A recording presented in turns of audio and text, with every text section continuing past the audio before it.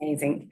So before we kick it off, of course, I'd like to pay my respects to the traditional landowners of the Northern Territory, those past, present, and emerging. My name is Gabrielle. I'm here to moderate the session today on behalf of Tourism Top End and the Department of Tourism and Hospitality. The session today, though, will be led by Dr. Aggie Wegner, the Executive Director of Commercial Partnerships. And we've also got Monica Lamb here, the Customer Service Manager. So this session today is great for us to gather your feedback. If you do have any questions, please feel free to take yourself off mute and ask those questions. Of course, if you prefer to pop something into the chat, pop those questions into the chat function. But I'm going to hand it over to Aggie now so she can start going through some of the survey questions that were sent out to the industry as part of the tour operator survey for the Parks Pass. Over to you. Excellent. Thanks, Gabs. And thanks everyone for making the time today to see us and are able and happy to respond to us. As you are aware, the Parks Pass, the NT Parks Pass, was introduced about 2 years ago. It was rolled out initially to the free and independent travellers from 1st of March 2022. Am I right? No. 3rd of April. 3rd of April, yeah. And then tour operators had a moratorium, so their Parks Pass requirement kicked in 1st of November that year. The Parks Pass is for international and domestic travellers only, not Territorians, so Territorians are exempt. So 2 years in, we thought it is good practice to actually review something like that. It had quite an impact on the industry. It is nothing new across the sector. Parks passes are common right across the country, in other countries as well.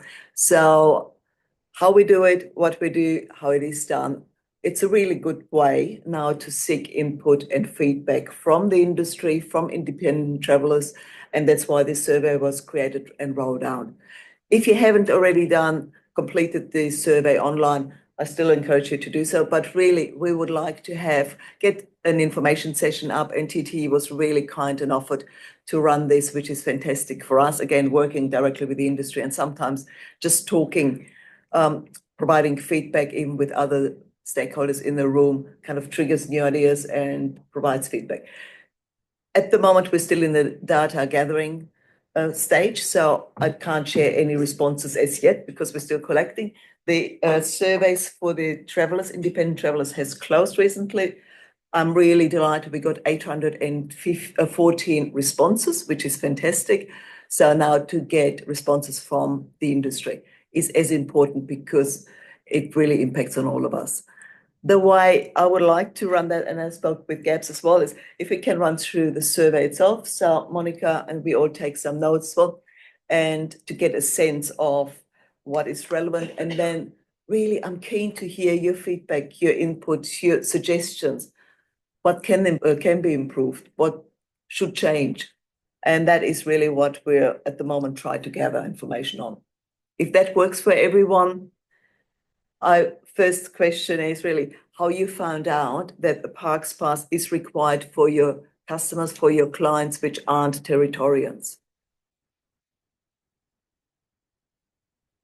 Is there probably we should open up? Yeah, would you, if it's easier? Probably open the mics if that is easier, just to get a sense of if there are different ways and avenues. And I know what we've done from the parks perspective of advertisement, of announcements, but was there a gap potentially you didn't know, or was there something which worked really well? So this is an open forum for anyone that does want to add in some feedback about their experiences. Would it help if we type the question into? Yeah, we can actually type it out if you would like to. Could you hear the question okay? Can everyone hear us okay online? Yeah. Yeah, beautiful. Yeah, okay. Yes. Yeah, beautiful. So if you're happy to share, how you learned about that there's a requirement for operators as well to make sure that the customers on tour have a Parks Pass, a valid Parks Pass. If not, hang on. I can speak from the Catherine Visitor Centre. I've only been working here for Oh, uh, excellent. just over a month now, but most Mhm. visitors that come through are aware that they need a parks pass. I guess the one that does throw them a bit is when they book, for example, a gorge cruise up to go into Nitmaluk, Mhm. and they'll pay for that, and then they have to buy the parks pass separate. That's the one thing we get a lot of feedback about. So why, like why can't it be included in the tour price, especially if the only thing they're doing is going on the cruise. So that's the main feedback we've been getting, especially now as a lot of visitors are starting to come through. But it seems that most people are aware that they do need a parks pass for sections of the NT. So Okay. Right. So they comment that they would prefer having the parks pass included in the tour price already. Is that correct? yes, yep, Okay. Interesting. And feedback wise, yeah. is that the majority of the visitors who come to you? Yeah, look, obviously one of the main things here in Catherine to do is Mm. go up and have a look at the gorge and go on any Nitmaluk tour.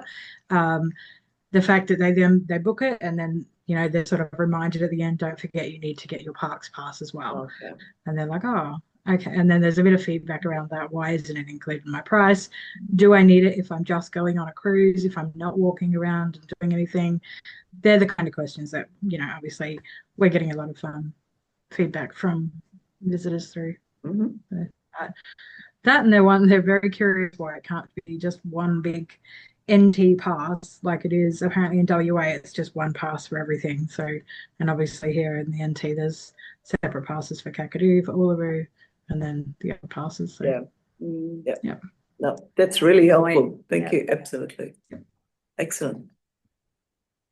That was going to be my comment about it's very confusing for customers. So we hire out four-wheel drives Mhm. and we send them confirmations with links to every state's parks booking system. Plus, then we've got to separate Uluru and Katajita. It would be good if the NT park system somehow, even if people search Kakadu, a message pops up explaining that it's federally run. You need to go to this site to book it. Same with Uluru.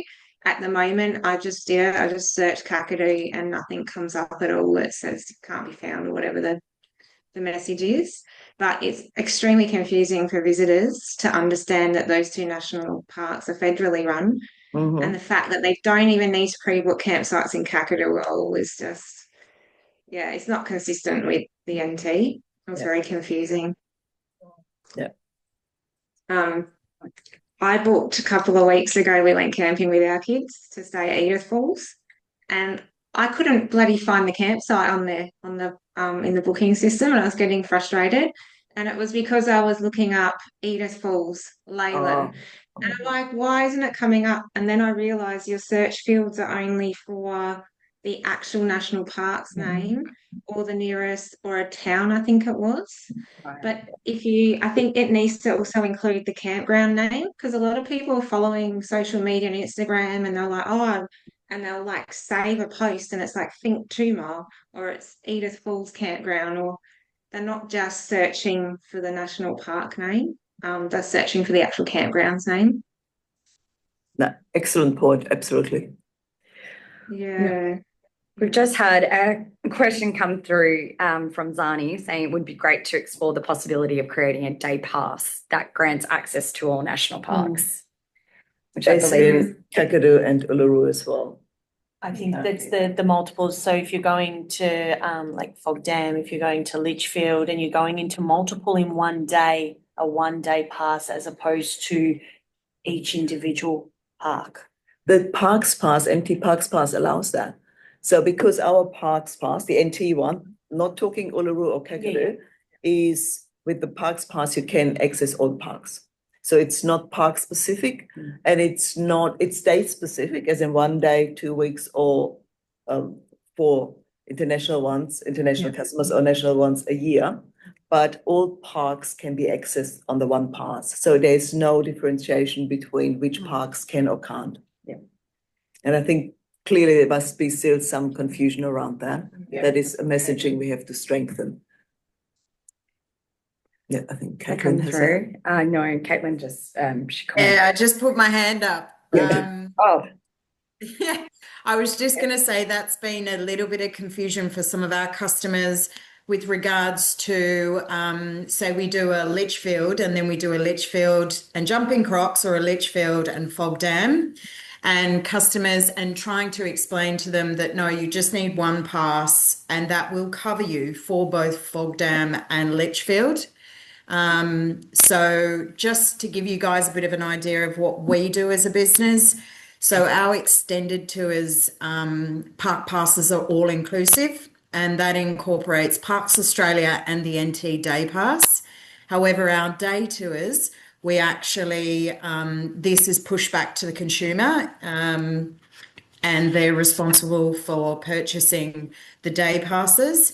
And what we've found really useful is not only do we put it on their confirmation voucher, but we also have implemented Q&R codes in our vehicles. So anyone that hasn't actually purchased it before we head out of either Darwin or Alice, those customers, our drivers remind them that, hey guys, if you haven't bought your park pass, please scan the code and jump on board. Probably a little bit of feedback just from our consumers is the fact that quite often that parks website is down. And we've had a few problems with that. And also for people that maybe English is not their first language, just navigating the page sometimes has caused a bit of delays getting out of the city because guides are having to sort of assist them with navigating through the page. I was trying to log in just then, but I'm pretty sure you don't have sort of a translation function yet. Am I mistaken? No, you are correct. Yes, we don't have it included yet. That would be, given that there's been quite an increase in, you know, Chinese, Japanese, Korean, those kind of the Asian languages, it would be really useful, particularly French and German as well. Obviously, we get a lot of those travellers through the NT. So in order to really make it user-friendly for the consumer, having that translation, I think is really important. Mm-hmm. Yeah. No, that's really great suggestion. Yeah. Yeah, definitely. Thank you. Do we have anyone else that wanted to add in here, or are we happy to move on to the next question? There were some really good points, everyone. Thank you so much. So I'm wondering with the operators in the room, and some of the responses already, we're responding about if you purchase the park passes, so if they're already embedded in your tour price, as you were saying, Caitlin, for the longer tours, they are, the day tours, they're not. Or for the other operators, if you include them in the price or you put the onus on the visitor. Because some visitors, they book tours and they are traveling through the NT for 2 weeks, so they have the 2-week pass. And in a way, of course, they don't need it then, particularly from the operator's perspective. Caitlin, you're on our screen. Do you have a comment on that one? Always. Sorry, always got you. It's just really funny here. I love the fact that none of you guys are wearing clothes. I have 3 layers on. I've got the heater pumping. It's freezing down here in Melbourne at the moment. So, Kelly left Melbourne yesterday. They work together. Oh, okay. I suppose the tricky thing that we've navigated as a business, obviously, we offer FIT, day tours and extended. We also offer charters. And so obviously with charter bookings, we will pre-book, whereas the FIT extended is a retrospective implement of the park passes. So we're like using it 3 different ways. So it is quite difficult for our business, but we understand that's because our business is a little bit different to, say, an attraction or things like that. Just with regards to the comment about tour operators absorbing the cost of a park pass, I know that a lot of the partners that we work with, whether it be Nipmuc Tours, Corroboree, Wetland, Billabong, you know, all of these small operators, they just don't have the ability to absorb those costs. So it has to be pushed back to the consumer. And when we're working with those partners, it's then quite tricky to then, okay, so we as an operator that brings people to them, do we cover it? And so these are problems that we've tried to iron out through the process of this rollout. I don't know what the answer is, but I know that some of these small operators, they just can't absorb the costs. So unfortunately, it has to go back to the consumer. And where possible, we are trying to include it, i.e. charters and extendeds. Obviously, our inbound partners require all-inclusive packages. So that's probably one of the reasons why we've gone down the path we have, but it's a hard place to sort of really navigate who covers what costs. I mean, operators, I can only speak for us, but we have a lot of expenses, permits, license, other park passes. We do incorporate Parks Australia. So that creates another element of confusion for our consumers in that if we do a Kakadu and Fog Dam, we incorporate Kakadu, but we don't include Fog Dam. So yeah, that's just sort of how we've tried to navigate it. No, absolutely. And that's really interesting. And I really like the idea that you are using, depending on your product, if it's pre-booked or retrospective. So that provides some flexibility for you as a business. With regards to your point of absorbing, I think from initially the thinking was with parks, not necessarily for an operator to absorb it rather than to add it as part of the tour, to include it as a package tour. So if a tour was 250, might be now 255 or 50 or 260. So the intention was, I know the intention was never for tour operators just to be slumped with higher costs for something, because that was then the flexibility of it's not necessarily, it's tour operators' responsibility to ensure the customer has a parks pass, either from within as part of the package deal or self-achieved or self. I might talk to that though, because I hear from it's Sam just off screen. You know, one of the issues that is with that is that if it is increasing the cost of the ticket, but there is no compliance around the surveying of it, then you're going to have operators that will include it and won't include it. And we're in a very price sensitive market at the moment. $10 and across 4 people, $40 across the total ticket will actually be a deterrent. And they'll then go and book with somebody else who isn't actually working to that. So it's from our perspective, we see it as a compliance issue. Yeah. And then also for like visitor information centres to take this on, how do we know when it's included, when it's not included? You know, like, because we sell a lot of day tours, I don't know if it's included or not included. We don't, that becomes a discussion between industry and us as the visitor information centre. But if they've already bought a 2-week pass and now they're just going out to do this, how do we, because what will happen is people will want their money back.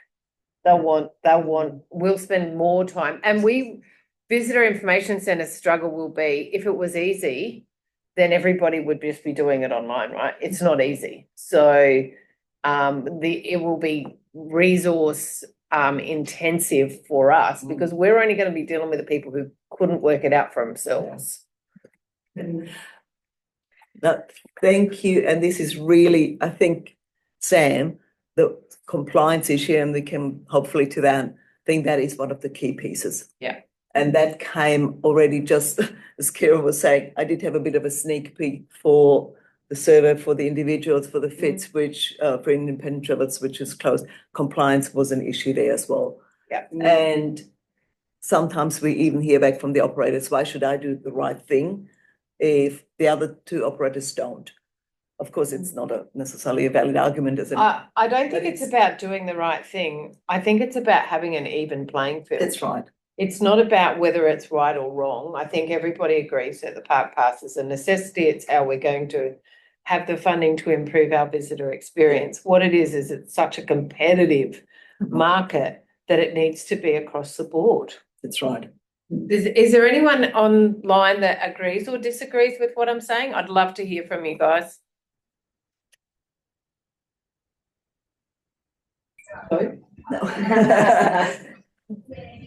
Shelley. Definitely agree with you, Sam. Yeah, it's needs to be a lot easier. Like you said, the problem is the intensity it takes to actually the work involved to get the passes really off-putting. It sets you up for a bad experience from the get-go because we have very, very frustrated customers come in. They've been trying to work out how to buy a bloody pass for half an hour and they still can't get it. And we're dealing with that every 2 or 3 days. If I can throw in something else here is that that entry pass, that day pass, I would like to see it changed a little bit to an entry pass that is valid for 3 days. Because here at Litchfield, we have customers rock up at lunchtime to buy a day pass for half a day and they don't really see it as value for money. Yeah. We actually find people are reducing their stays here because they don't want to pay for another day. The other frustration we get is that they've come up from Catherine where they didn't need a pass and now they have to buy a pass, or they bought a pass in Catherine and didn't realise that that pass would be available in Litchfield as well. So only bought 1 day where it would have been better off to buy a 2-week pass. Right. So there needs to be some more finessing around that messaging as well. I think this also really ties in well with a question that Cassie asked in regards to if the passes can be sold by wholesalers, international wholesalers, etc., and working on a portal for them to be able to log into, to book campsites, etc., and the potential of, if this goes on, can they work with looking at something that's built into a commissionable rate? So, and that can help with those that are booking through agencies and online travel agencies before arriving in the Northern Territory. Yeah. And I'm sure you would find that caravan parks would love to have those opportunities too, where we just have to ask 3 or 4 simple questions, sell a pass to a person. You'll find that we advocate for you and actually work out how many days they need, rather than them having to guess or work it out from an online site where there's so much reading to do. And both the visitor information centres have asked about essentially key locations where you can purchase a park pass. Is that something you've thought about? Yeah. Yeah. We have, absolutely, and getting the feedback now after that period of time is really valuable, because what we are doing, working with the vendor, as in the provider who has the system provider, what can be done and can't be done. And then there's always option necessarily to see what's out there, how can we do it, because a few times what we were hearing is even sometimes manual, having like a booklet, and basically people love that. They want to be able to put it on their car. It's just a great idea. And it is easy. So if let's say a caravan park buys of a booklet of 100 and basically pays worth 10 for 80, and they sell them 100, so that's then the commission, and it can be rolled out a lot wider, because at the moment, and we do struggle with that, it is the system only. We have Tourism Central Australia is doing bookings and so forth. So that's a possibility, but it is the standalone system. The same what you were saying, Shelley, about the duration that came up frequently about at the moment it's 1 day, 2 weeks, and for independent travelers 1 year. That is actually not that suitable for what some customers do want or need. Is it a 7 day? Is it 3 days and 7 days? Or maybe a month or so, because that is feedback we got right across the board from independent travelers and obviously operators as well. So definitely information we need. Does anyone have any more? We've got a few more comments coming through, but does anyone have any more comments on that before I just read out a few more questions online? Yep. Just got other feedback. Sorry, I did tell the team here that we were having this meeting today. So I've just got a few things that I'll bring up, just feedback that we've been getting. Obviously, a lot of people coming through Catherine, going to Litchfield, Kakadu, Nipmuc, all the areas, and having to buy the separate passes. A lot of seniors asking why there's no seniors price. So just putting that one there. And then a lot of people asking why it's not just a car price instead of per person. why it can't be just like the one car going into the park. So I just thought worth mentioning those things. And maybe we thought, and I don't know how viable it is to be able to do something like this, but even having like a kiosk set up where people can just do it themselves. I'm not sure if there's been some glitches on the system recently, but we have had a lot of people trying to do it on their phone. And then it just like they just get stuck when it comes to making a payment or, for example, booking the park at Edith Falls, for example, trying to book a campsite. It just freezes on them, and then they've had to go and make a phone call after spending 10 minutes trying to do it online. So unfortunately, it's becoming a bit of a reoccurring issue, especially coming through here at the moment. So I'm not sure if everyone else is at the other visitor centres having the same issues, but it's definitely something that's been highlighted. Yeah. Yeah. No, that's really good to hear. I'm just looking at Monica, if we got the feedback from customers then ringing. We have had feedback from customers as well in regards to using the website. Usually it comes down to a matter of clearing their cache and cookies. And I know customers aren't going to know I have to clear my cache and cookies. So yeah, that does make it difficult. And sometimes it's a VPN issue. If their VPN is on or whatever the terminology is, then they need to switch it off. Otherwise they're going to get errors. But yeah, once again, customers are not going to know to check all those things. That's right. So that makes it difficult. Yeah. To that point, let's make it stupidly simple. Absolutely, because if there's something that can go wrong, as Murphy's Law's proved us 3 times. Yeah. We also had a comment from Deb. She was just basically talking about the whole reporting in the process and the time-consuming nature that it takes for her to essentially reconcile the reporting there. Does anybody else have comment on that as well? This is quite well known. And that would be really good to get feedback on that, absolutely, because at the moment, as I said, it was implemented and it was what can work and doesn't work. And knowing fully well, it's hard to nail it right from day dot. And learning from it, what we can improve to make your life easier is definitely, that's why we run sessions like these.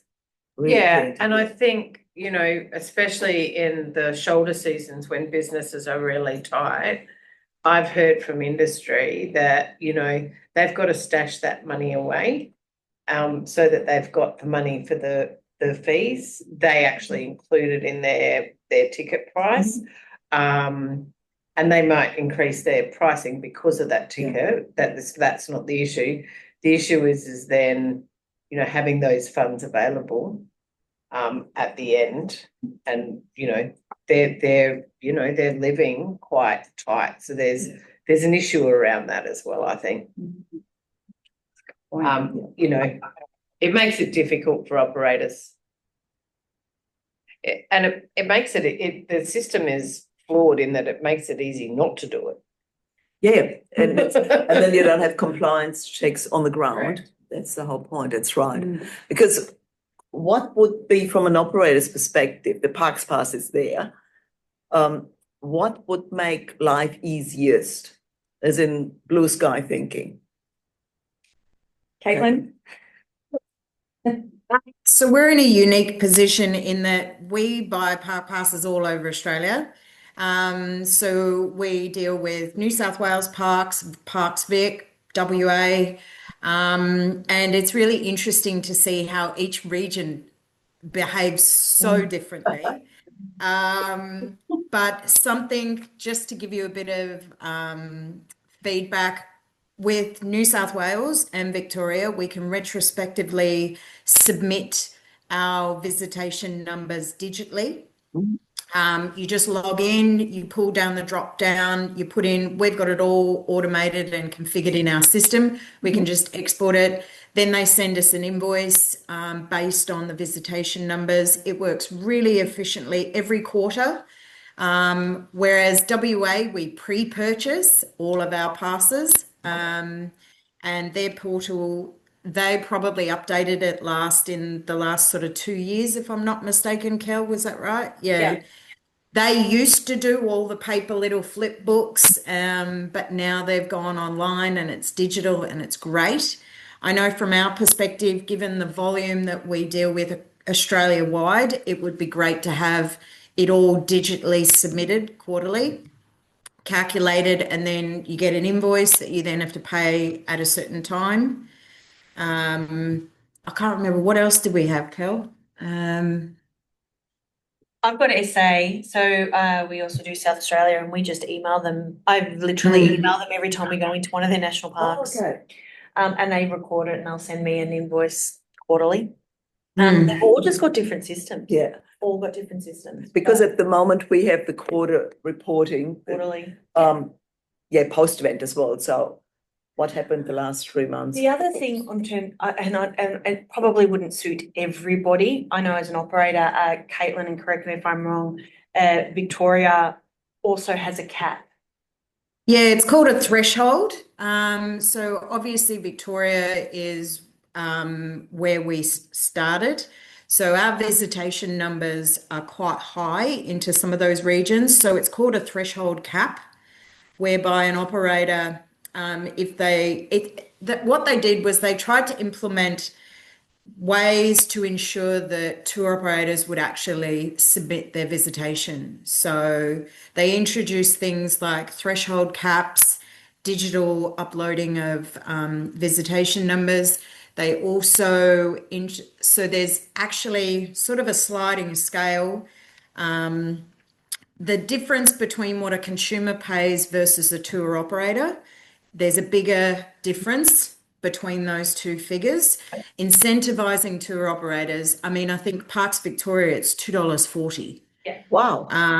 Yeah. There's a very big difference between those park pass prices. Obviously, WA per park or national park, it's $8. New South Wales is 2.8, I think. New South Wales actually has high peak parks and low peak parks. And they have the They've got a higher separate fees. scale. Yeah. So higher fees for the high visitation. Is it? Yeah. But the whole capping with the Victoria Park side of it is that, you know, your license that you choose to apply for, and then be, I guess, invoiced for.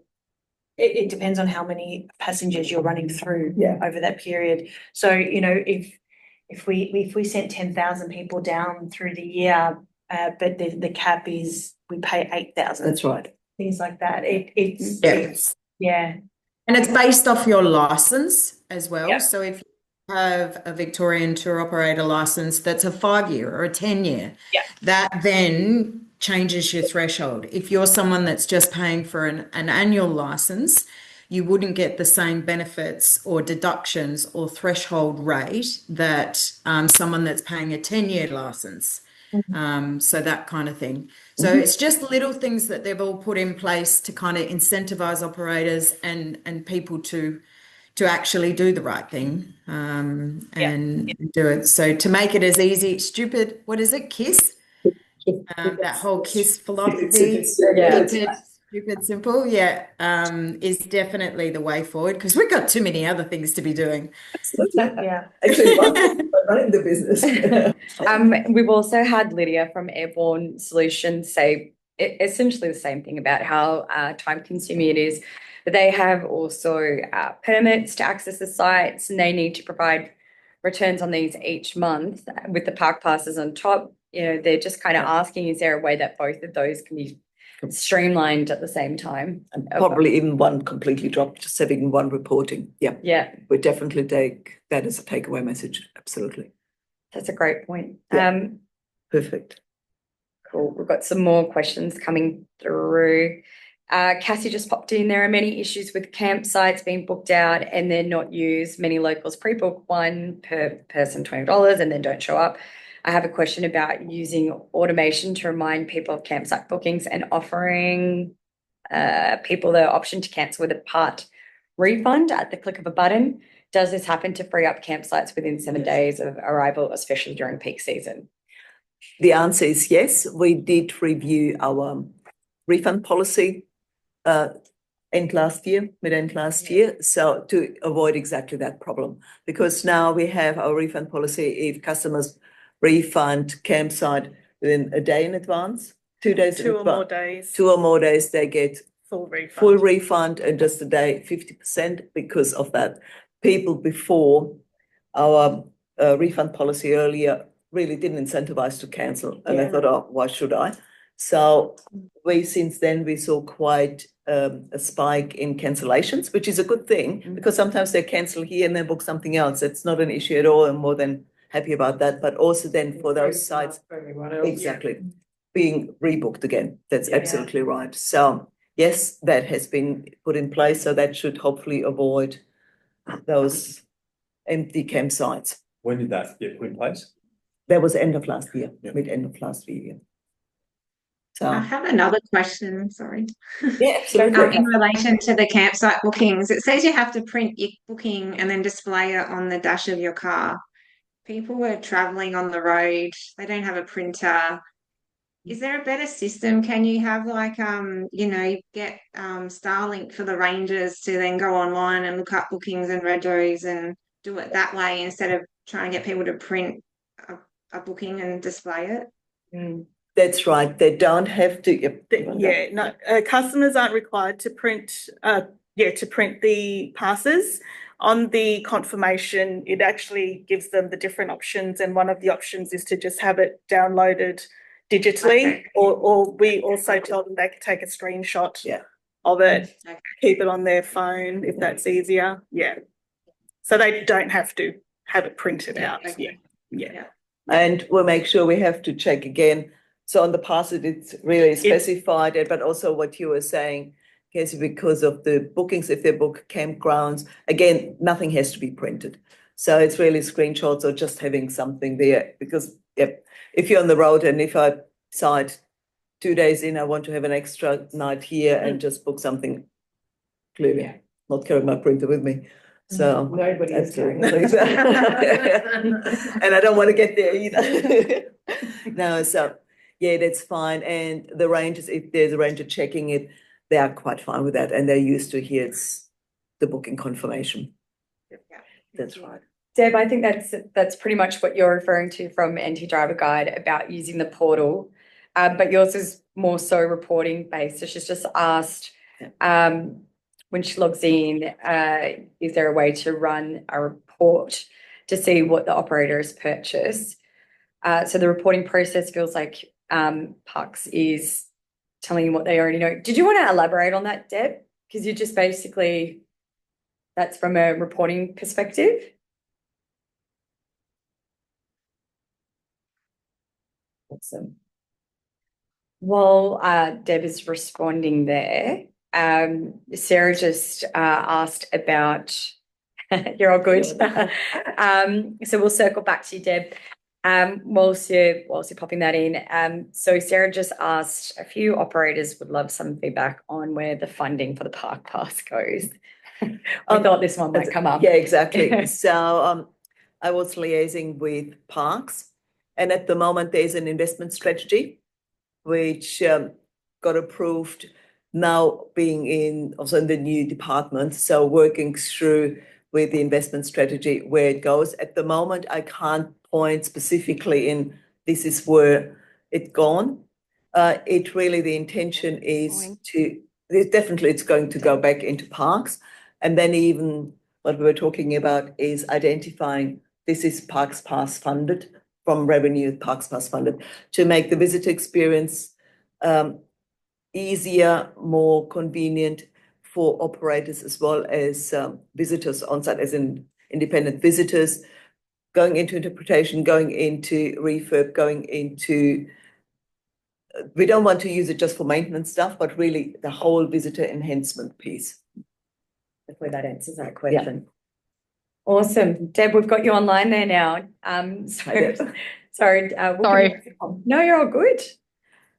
I'm at Warrijan, so I'm literally on tour as we speak. So we need to, as a small operator, generally I've just got 2 or 3 guests with me. I prepay the pass through the NT Parks and Wildlife portal with my login. So obviously NT Parks know, based on what I've paid in my login, that it's me.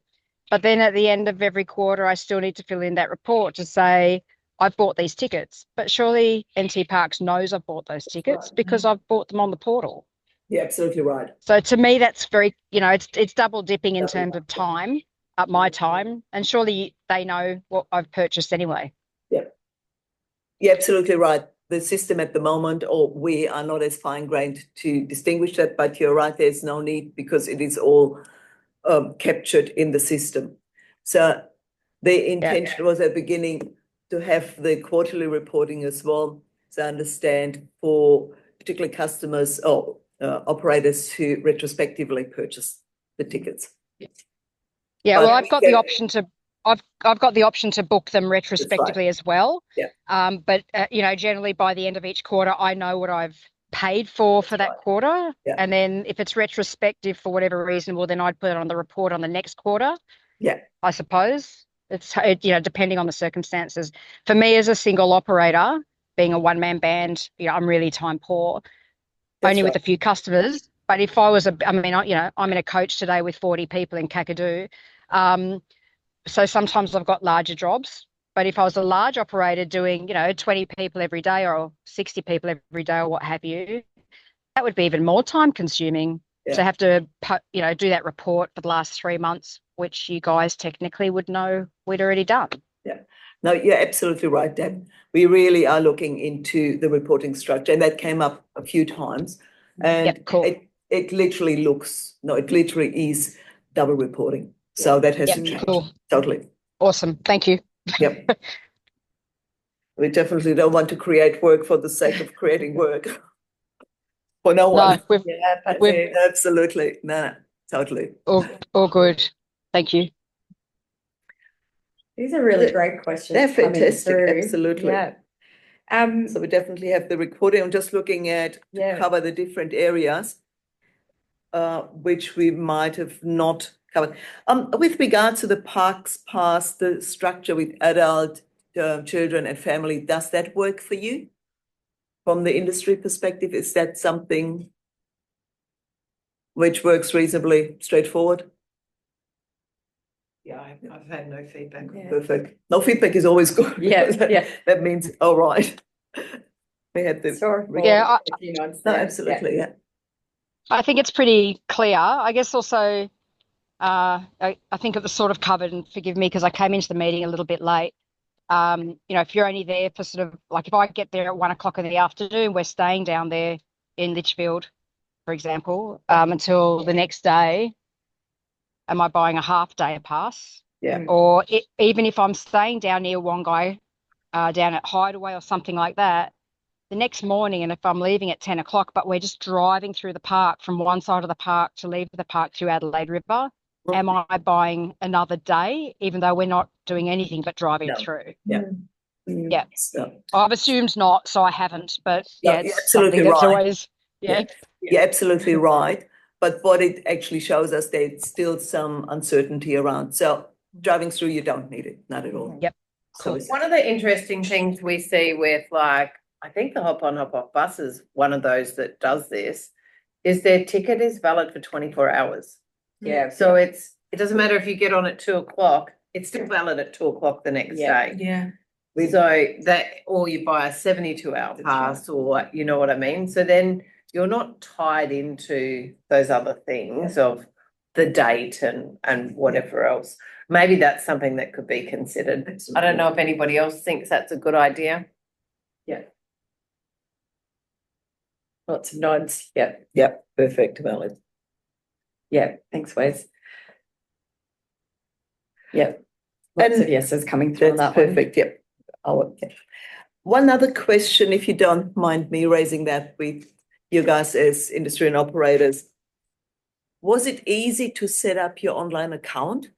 Because that was another thing where we okay, no, you shake your head, that's great. No, it's really, we try to make that quite easy because that way you can actually hop onto the portal and pre-book or your tickets. but it had to be set up on the account, on the system itself. So was that relatively straightforward? I'm a technophobe, so everything's hard for me on a computer, to be honest.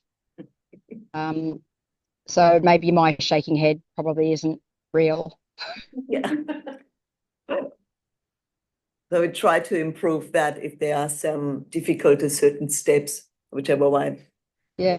Having said that, the staff at national parks, like Kylie, everyone's really helpful and very responsive and fast to come back. So good. I think that's definitely good to have that support there and build that relationship. So if you've got a little problem or a little question or something's gone pear-shaped and you need to sort of cover yourself to make sure you're in the right place at the wrong time or the other way around. Yeah. They're very responsive. So that's really positive, I think. Thank you. Just one from me. It doesn't automatically update your credit. You have to actually manually apply to get your credit updated. Sorry, we just had some feedback then. Neil, do you mind repeating that again? Is that okay? Neil from AAT Kings. The balance in your account keeps on going down over a couple of months. And when it runs out, you have to manually ask for it to be updated, which means sending emails to the accounts department to say, can you have additional credit? It doesn't automatically update for yourself. Yes, that is the process at the moment is, yes, but we can look at putting some processes. We pay the account every month, but it doesn't automatically update on us. So. Yeah. It is a manual process at the moment with the checking. So it is very helpful. Thank you that you're letting us know that you need a top up there. But yes, we'll look at ways in which we can intercept that before you need to contact us. Yeah, we couldn't. It seems mixed that some people found the system easy to set up and others, it's a bit mixed. I think the other thing is making sure that, everything is that we do is mobile interface friendly, because there are not a lot of people sitting on laptops. Exactly. Yeah. Even the way the booking pattern is now, is not everybody is doing everything on a phone or an iPad or and we need to be able to make that a simple process. I mean, that's why TTE is reviewing our own, not our booking systems, but our websites, it's just not mobile friendly. And that is a challenge. That's absolutely right, because that technology piece is that you've got to be able to do it on your mobile. And one of the other funny things I hear is driving into Fog Dam, there's 15 different signs telling you need a park pass. The park signage is not clear, and then there's no connectivity there anyway, so it's all a little bit too late. Cassie's raised some great points. So the first one is, and she puts herself into the shoes of the customer and was asking about an FIT interactive map, which lists where all the NT park passes are. So, something that hovers, and I'm guessing ideally links click through to book the pass. And then she just added in, we need an app. Is that for both sides? For both operators and visitors? I think an app for customers would be awesome, and to have an interactive map of the full NT with the little locations showing where the national parks are would help people in itinerary planning, and they can click on it and see the national park name and then go to look at the campsites in that national park that's along the way where they're planning to travel. Because I just had a look on the actual Parks NT website, there's nothing. There's no map that fully shows where all the parks are related, located in the NT. And people were planning sort of 7-14 cross-border itineraries, and they've got no idea if someone said to you, where's Limmen National Park? Most of them wouldn't know. It would help for them to plan where they're going to go and what they're going to see and do if they're, say, doing a Darwin to Cairns itinerary. And since we're here from a tourism perspective, that's a really good point, Cassie. With the AI trip planner that is being developed through Tourism NT, then that should absolutely be integrated into that, because that's going to have some push and marketing behind it, and people are going to be aware of it. We're all going to be able to promote it. So it's also about having one source of truth, because don't do 10 different places. It's too hard. And then you can't update 10 different places at once, and you have. And the information is out of date and incorrect. But I really love what's happening with that AI trip planner. We're doing stuff around that for military. So, you know, it to me, it seems like that would fit really well in, this would fit really well in that space. Absolutely. Anybody agree?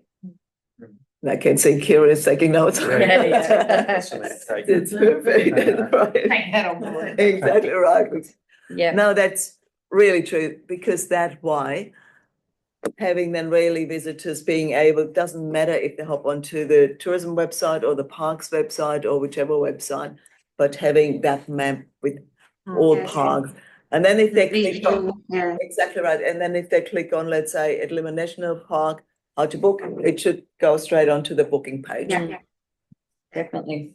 And Shelley's just added on to that too, saying a one-stop shop with NT and Federal Parks. So that will be that is a really great point, because historically we had massive issues with that, because people booked our Parks Pass. Coming to the NT, you book the NT Parks Pass, and they said, oh, we can't go into Uluru or Kakadu.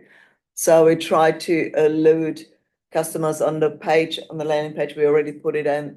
When they go into Parks Pass, we put it in as an liaised with Parks NT, but really more work can be done if there's a possibility to link that up.